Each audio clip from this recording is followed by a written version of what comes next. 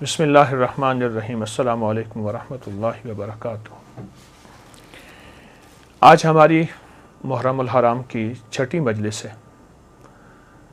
یقیناً آپ پچھلی مجالس بہت توجہ سے سن رہے ہوں گے۔ ہر مجلس نہ صرف محفل ہے، مجلس ہے، اور اہل البیت کے مناقب، کمالات، ان کی برکات ہیں۔ اس میں مسائل کا حل، الجھنوں کا حل اور مشکلوں کا حل بھی اس میں موجود ہے، اور 100% ہے۔ ہر واقعے کے ساتھ کوئی وظیفہ ملتا ہے، ہر واقعے کے ساتھ کوئی تسبیح ملتی ہے، ہر واقعے کے ساتھ کوئی عمل اور زندگی کا ایک ایسا نظام ملتا ہے جس میں مشکلات، مسائل، الجھنیں اور پریشانیوں سے نکلنے کی سچی راہیں ملتی ہیں۔ آئے میں آج کو ایک واقعہ سناتا ہوں، اور وہ واقعہ بہت کمال واقعہ ہے۔ امام حسن عسکری بہت باکمال ہستی ہیں، بہت ہی زیادہ تقوی، علم اور سخاوت کے بے مثال بادشاہ ہیں آل رسول کے۔ ان کے بارے میں ایک شخص نے ایک واقعہ سنایا، متقی بن زید نے۔ وہ کہتے ہیں کہ میں حالات غربت، تنگ دستیوں میں چلا گیا، اور حتیٰ کہ میری آخری سواری گھوڑا تھی وہ بھی بک گیا، اور میں ایک وقت ایسا آیا کہ میرے پاس کچھ نہیں تھا، تو گھوڑے کی لگام پڑی تھی پرانی، اور وہ اونے پونے میں وہ بھی بک گئی۔ اتنی غربت، اتنی تنگ دستی، ختم ہو گیا سب کچھ۔ کہا لوگ کھجوریں چنتے تھے کہ یہ کھجور کھانے کی ہے، یہ کھانے کی نہیں ہے، جو پھینک دیتے تھے میں وہ لاتا تھا، اور بعض اوقات ان کھجوروں میں بوسیدگی ہوتی تھی، میں پانی سے دھوتا تھا اور خود اور بچوں کو کھلاتا تھا۔ حتیٰ کہ ایک وقت ایسا بھی آیا مجھے کھجوریں بھی نہ ملی، تو میں نے کھجور کی گٹھلی منہ میں رکھ کے اس کو چوستا رہا اور اپنے آپ کو بہلاتا تھا اور اپنے بچوں کو بہلاتا تھا کھجور کی گٹھلی سے۔ یہ حالات میرے اوپر آ گئے، یہ حالات اور یہ واقعات میری زندگی میں کہ لوگ مجھ پہ ہنسنے لگے۔ حاسدین میرا مذاق اڑاتے تھے، اور جو میرے دوست تھے وہ مجھ پہ ترس کھاتے تھے اور مجھ پہ رحم کھاتے تھے۔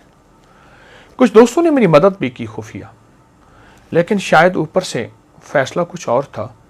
جو مال اور جو چیزیں، جو مدد میرے پاس آتی تھی، وہ مال اور چیزیں، مدد میرے گھر میں آ کے مٹی، دوسرے لفظوں میں سونا میرے گھر میں مٹی بن جاتا تھا، اور میں فاقوں، تنگ دستیوں میں اور زبوں حالی میں ایسے میرے دن رات گزر رہے تھے، اور میں اسی زندگی کو دیکھ رہا تھا۔ میں نے کبھی سوچا نہیں تھا کہ میرے حالات ایسے بھی ہو جائیں گے، اور میں نے کبھی سوچا نہیں تھا کہ میری زندگی میں مشکلات، مسائل ایسے بھی آ جائیں گے۔ کیسا عجیب واقعہ ہے۔ اور آج بھی وہ نہیں، صدیوں پہلی بات، میں ایک سچا قصہ آپ کو سنا رہا ہوں، وہ نہیں، آج بھی دنیا میں کچھ لوگ، اور بہت کچھ لوگ ایسے ہیں جن کے غربت کے حالات ایسے ہیں، جن کے تنگ دستیوں کے حالات ایسے ہیں، اور جن کے گھر میں کانٹے بھی نہیں، پھول تو بڑی بات ہے، اور جن کے گھر میں پانی بھی نہیں، مشروب تو دور کی بات، اور دودھ تو بڑی نعمت ہے۔ یہ وہ شخص ہے جو اپنے حالات بتا رہا، اور یہ وہ شخص ہے جو اپنی زندگی کی تلخیاں اور سختیاں بتا رہا، اور زندگی کی تلخیاں اور سختیاں اس شخص کو کھائی جا رہی تھی۔ کہتے ہیں ایک دفعہ ایسا ہوا کہ میں رات کو بھوکا سویا، اور درود پاک پڑھتے پڑھتے میں سو گیا۔ میری آنکھ لگ گئی، میں گہری نیند میں سو رہا تھا، کسی نے میرے دروازے پہ آواز دی، دستک دی، اور میں نے محسوس کیا کہ رات کا آخری پہر، اور کہا کہ اس کا احساس اس لیے ہوا کہ مرغ بانگ دے رہا تھا، مرغ آواز دے رہا تھا، بانگ دے رہا تھا۔ میں سمجھ گیا کہ رات کا آخری پہر، جسے ہم تہجد اور سحری کا وقت کہیں۔ ایک شخص نے زور زور سے میرا نام لیا، متقی متقی متقی، تو کہا، میں پریشان اٹھا، اور مجھے ایک خیال آیا کہ کوئی قرض لینے والا ہے جس نے مجھ سے قرض لینا ہے، اور اسے پتہ ہے کہ میں صبح صبح روزی کی تلاش میں نکل جاؤں گا، اور ابھی وہ مجھ سے قرض لینا چاہتا ہے۔ میں پریشان، اور میں سوچتا رہا کہ اس کو کیا جواب دوں۔ جھوٹ میں بول نہیں سکتا، پر جواب دوں تو کیا دوں۔ کہا، اسی سوچوں اور خیالوں میں میں دروازے کے باہر گیا تو ایک شخص ملا، ایک کالا حبشی غلام تھا، اور اس نے نہایت محبت سے سلام کیا، مجھ سے مصافحہ کیا، اور ایک تھیلی دی۔ تو میں حیران ہوا کہ تھیلی بھاری تھی، تو کہا کہ حضرت امام حسن عسکری نے تجھے یہ تھیلی بھیجی ہے، تو اپنے اس سے اخراجات پورے کر، تیری ضرورتیں پوری ہوں۔ میری آنکھوں سے آنسو آ گئے۔ اچانک مدد ملی، غیبی مدد ملی، گمان، خیال اور احساس سے بالاتر۔ میں چپکے سے گھر آیا، صبح اپنے گھر کی ساری ضرورتیں لایا، اور یوں چند ہی دنوں میں میرے گھر میں ایسے محسوس ہوا کہ خوشحالی آ گئی ہے۔ میری جی میں آیا کہ میں حضرت کی بارگاہ میں جا کے حاضر ہوں اور ان کی خدمت میں عرض کروں کہ شہزادہ آل بیت، اور آپ کی مہربانی، آپ کی شفقت کہ آپ نے میرے ساتھ یہ احسان فرمایا، آپ نے میرے ساتھ یہ شفقت فرمائی۔ میں حضرت کی بارگاہ میں گیا تو حضرت مصلی پہ بیٹھے اور دعائیں مانگ رہے تھے، اور آنکھوں سے آنسو جاری تھے۔ اہل بیت کا یہ ترہ، تاج اور عظمت ہے کہ ان کی طبیعتوں اور مزاجوں میں ہمیشہ عبادات رہی ہیں، اعمال رہے ہیں، اللہ کے خزانوں سے مانگنا رہا ہے، اور پھر اللہ کے خزانوں سے مانگ کے مخلوق کو دینے کا مزاج رہا ہے۔ میں کچھ دیر بیٹھا، آپ عبادت سے فارغ ہوئے تو میں نے ان کی بارگاہ میں دست بستہ سلام پیش کیا، اور نہایت ہی ممنون اور شکریہ کہ آپ نے میری اس تنگ دستی میں خبر لی، اور آپ نے نہایت کرم نوازی فرمائی، اور آل رسول کی سخاوت جو ہوتی ہے واقعی ہے۔ میں نے کچھ کلمات آپ کی بارگاہ میں عرض کیے۔ آپ ایک پل میں سنجیدہ ہو گئے، اور سنجیدہ ہو کے فرمانے لگے، ہم آل رسول کو ایک چیز ملی ہے، میں تجھے بتاؤں، اور آئندہ کے لیے اگر تو بھی کرے گا، تیری خود وسعت ہوگی، یعنی تیرے پاس مال، نعمتیں اور چیزیں ہوں گی، اور جس کو تو مال دے گا اس کے پاس بھی وسعت ہو جائے گی۔ اور پھر ٹھنڈی آہ بھر کے فرمانے لگے، اے کاش ہم برکت کو پہچان لیتے۔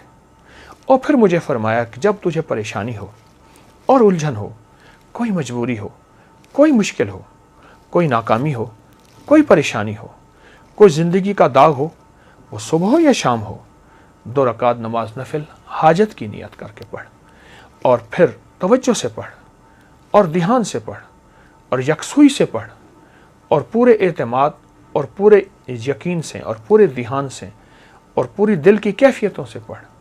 اور پھر فرمایا، سلام پڑھ کے بعد پھر کثرت سے دعا کے لیے ہاتھ اٹھا اور آمین کہے، اور اپنے مقاصد کا تصور کرتے ہوئے، اپنے مسائل کا تصور کرتے ہوئے، اپنی مشکلات کا تصور کرتے ہوئے آمین کہے۔ اور پھر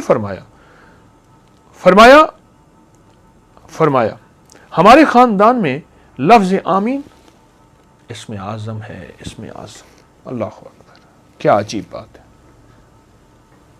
اسم اعظم ہے ہمارے خاندان میں، آمین، لفظ آمین اسم اعظم ہے۔ نفل حاجت کے پڑھ، سلام کے بعد دعاؤں کے لیے ہاتھ اٹھا، اور پھر اپنی دعا بھی مانگ، اور اپنی دعا پہ خود آمین کہے، آمین، مسلسل دعا مانگ، آمین، مسلسل دعا مانگ، آمین، مسلسل آمین کہے، مسلسل آمین کہے، اور آمین کہتا جا، اتنی دعا مانگ لمبی، اور اتنے دیر آمین کہے، تیرا دل مان جائے، تیرے اندر کا یقین کامل ہو جائے، تیرے اندر دل کی کیفیتیں مکمل ہو جائیں۔